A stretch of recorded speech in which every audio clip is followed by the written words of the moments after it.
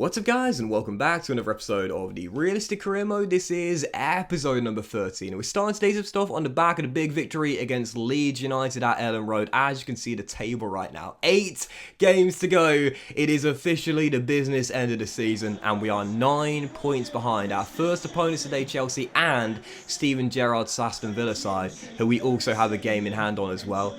So for the first game today, returning to St Mary's, no losses in our last 4 Premier League games. This was going to be an absolutely massive clash here in the battle for European football, and I'll possibly say the biggest game of the season. So on the back of the clean sheet and the win, I knew this would be a very tough test and I needed a good start.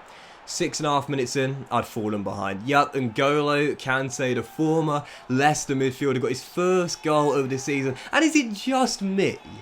Or does it seem like whenever you can see the goal in a massive game, it's often a player who hasn't scored a goal all season long? Like it just seems to be one of those really frustrating things. And I find it happens a lot in Football Manager as well. Like when you're chasing a title and you're taking on 14th place and you're up against a striker that's not scored in like 20 games and he bags a brace or something ridiculous. It often happens to me both in FM and FIFA Career Mode. Kante had not scored a single goal all season long. His first shot of the game, Chelsea are in front. Typical. 1-0 to the Blues, and really we were struggling in the first half an hour, I'll be honest. We had one chance, but a great save by Kepa kept it at 1-0, and I really felt in this game we were missing Armando Broja, you know, on loan from Chelsea, ineligible to play against his parent club for realism, and Chelsea went 2-0 up half an hour in, and I was really struggling in this game. Dusan Tadic, the former Saint. I always thought Tadic was such an underrated player in the Premier League during his time at Southampton. His creativity and vision was absolutely splendid to watch. Anyone that saw Tadic play for the Saints, you will agree with me here. He was a great playmaker.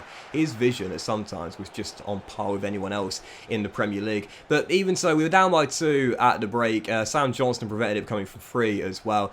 I kept on pushing. I kept on looking for a level. I wasn't going to give up in this game, but unfortunately I came up against Kepa, who was just on fire in this one. The Spaniard really was proving his paycheck was definitely justified in this one, and the big transfer fee from Athletic Bilbao those years ago. He made save after save after save after save after save, and I'll be honest here, whilst a couple of my chances were half-hearted efforts, I really should have got at least a goal in this game and possibly a point as well. In the end, the game was so even, it was so balanced, it just came down to it was more clinical, and unfortunately it was Chelsea with those 2 first half goals. You see the stats here, like I said, I always present the highlights package very fairly. We had a couple more shots than Chelsea, slightly lower XG by 0.2, but really there wasn't much difference between the sides on the pitch. I should have got a point, man. I should have got at least a point instead. Couldn't take my chances. Kepa made some great saves, and in the end, we do lose. And our undefeated streak is over. And that does mean, with 7 games to go, Chelsea now go 12 points clear and have the far superior goal difference record. I don't think we're going to catch Chelsea now. I'm pretty sure they'll guarantee a European spot. But Aston Villa lost on that weekend as well. So the gap between us and Gerrard's side does remain at 9. So whilst Chelsea pull away, the gap between us and Gerrard's team remains the same, and we still have the game in hand as well. So I was thinking, okay, alright, it's still 9.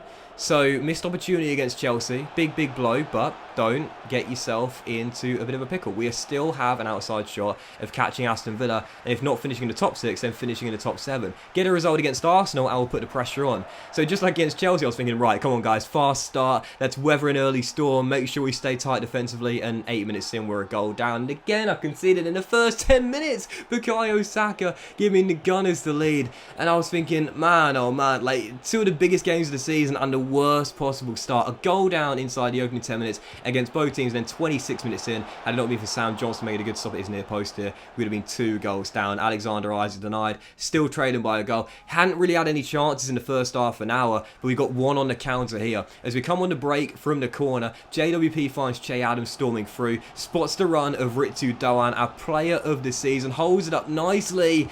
But Che hits the crossbar, beats Aaron Ramsdale, and I knew I wouldn't get many more chances than that, and that was the best I would get all game long. Held up play was great from Ritsu, offloaded to Adams, but I've got to be honest here, I actually thought Che Adams was going to be our top scorer this year. I've really struggled with him, and talk about bad luck as well. A couple minutes after we hit the woodwork, well, this is just a sucker punch. Should have got back on level terms, and Arsenal score from a rebound goal off the frame of the goal. So unfortunate. Shot cannons off the wood woodwork, and I just didn't react on time with Oriol Romeu, the Spaniard there. Yeah, I'll take the blame for not reacting on time. Should have pressed circle as soon as I could, but instead after we hit the post there, I just miscontrolled the ball with Romeu, and it went straight behind him. I didn't think Romeu was going to miscontrol it, to be fair. I thought the first touch would be fine, and then I could play out from the back. I should have just hoofed it as soon as the ball came towards me. I didn't do so. Arsenal went 2-0 up. Bukayo bags a brace, and then right before half-time, where it was like deja vu. Shot saved by Aaron Ramsdale. Once again, another golden chance here to get ourselves back in the game against the Gunners, and I failed to take it. Just like against Chelsea, missed opportunities costing me, and as we're chasing the top 7 right now, you can't have missed opportunities, man. You've got to take every single one of them in the business end of the season. 2-0 down to the Gunners, and 30 minutes after the restart, I'm just going to be honest here, this was absolutely embarrassing. I'm sorry, because I knew I was going to have to explain myself here. This was really poor. You know I like to play out from the back at every opportunity. You know I never like to hoof it. But sometimes you just got to be sensible.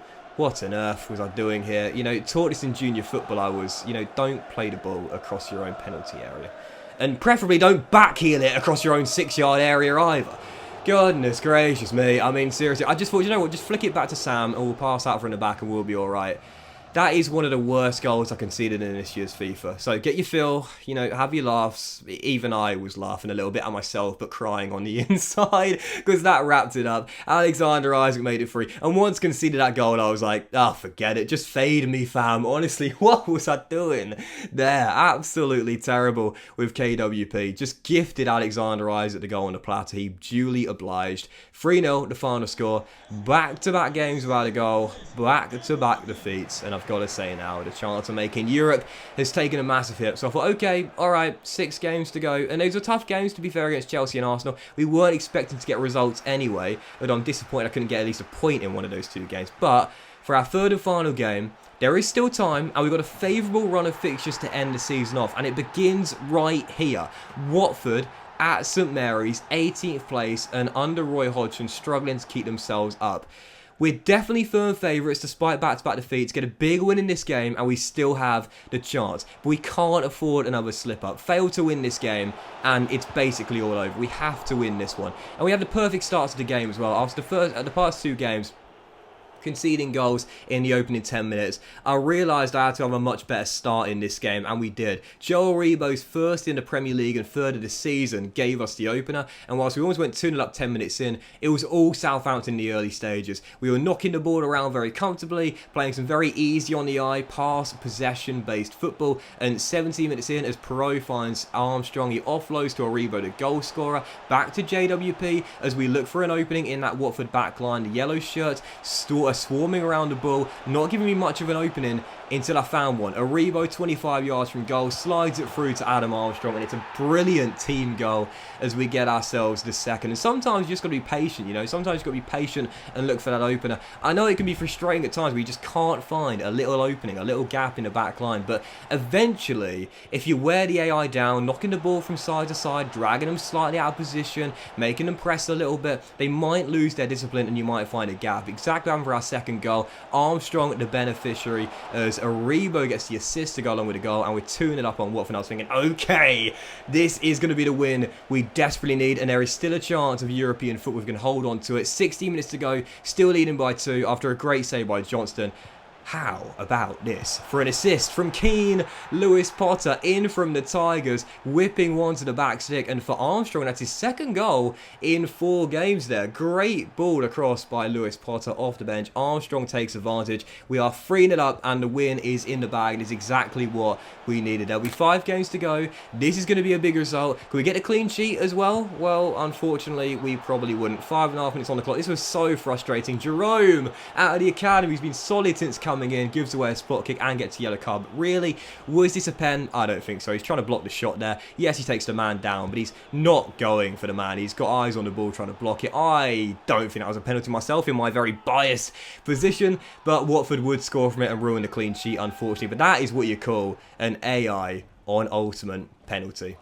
Yeah, top bins. I could have Sam Johnston, Fraser Forster, and Alex McCarthy in goal for that one. And Forster's not even here. He's in Sheffield right now. But even so, 3-1 the final score. We lose the clean sheet, but do win the game. That is the most important thing. Armstrong and Aribo, the A's in the victory in this one, do ensure we get back to winning ways on the back of back-to-back defeats. And it does mean the gap on Aston Villa is cut to 6 after winning that game in hand. Now, we have the far worse goal difference record. There's only 5 games to go. But 6 points is not an impossible amount of ground to make up with 5 remaining. We're not going to catch Chelsea now with 12 points behind. 7th is the very best we can do. But it does mean, realistically, we probably need to win all 5 of our remaining games. 2 episodes to go, 5 games remaining, and 6 points behind Aston Villa in that final European spot. Can we hunt down Gerrard's side and sneak into it? Or will we come up short? Without winning today's episode of the Realistic Crimo, guys, big thank you for watching. I hope you enjoyed it. If you hadn't, please drop a like. Much love to you all. Have a fantastic day, and I'll see you if not with episode season 1. 3 of the final 5 games in the Premier League, chasing that 7th and final European spot very soon.